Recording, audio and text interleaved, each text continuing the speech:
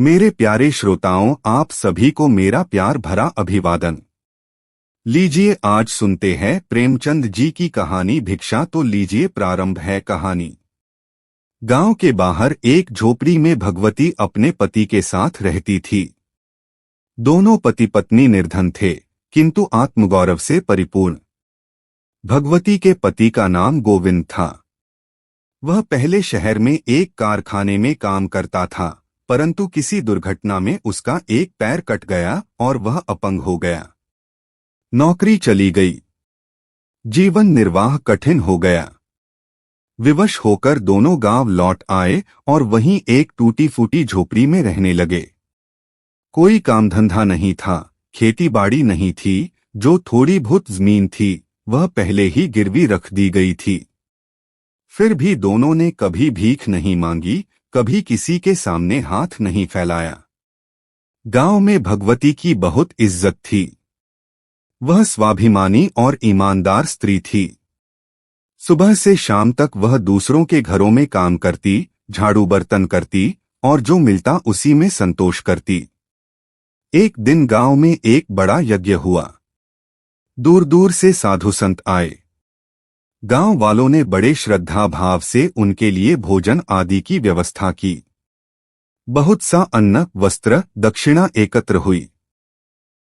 यज्ञ समाप्त होने के बाद साधुओं ने बचे हुए अन्न और वस्त्रों को गरीबों में बांटने का निर्णय किया।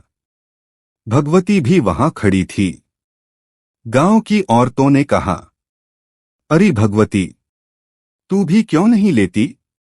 तेरा आदमी लंगड़ा है, तुम लोग तो सचमुच इस भिक्षा के पात्र हो। भगवती ने सिर ऊंचा किया और दृढ़ स्वर में कहा, हम भिखारी नहीं हैं। जब तक हाथ पैर हैं मेहनत करेंगे। भूखे मर जाएंगे लेकिन किसी के आगे हाथ नहीं फैलाएंगे। लोग चुप हो गए। साधुओं में से एक वृद्ध संत भगवती की यह बात सुन रहा था।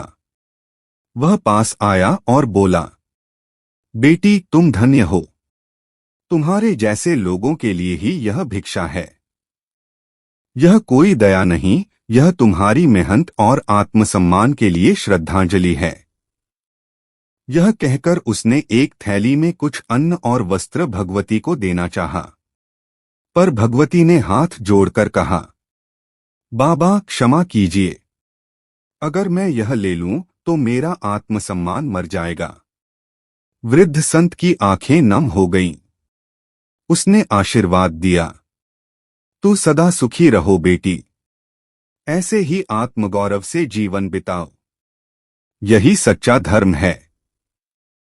साथियों, प्रेमचंद की यह कहानी भिक्षा केवल भौतिक गरीबी की बात नहीं करती, बल्कि वह मानसिक समृद्धि और आत्मसम्मान का अद्वितीय उदाहरण प्रस्तुत करती है।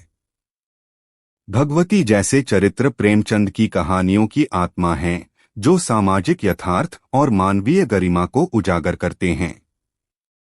तो साथियों, ये कहानी आपको कैसी लगी आप मुझे जरूर बतलाएं, और इस चैनल पर पहली बार आप आए हैं तो आप इसे जरूर सब्सक्राइब कीजिए।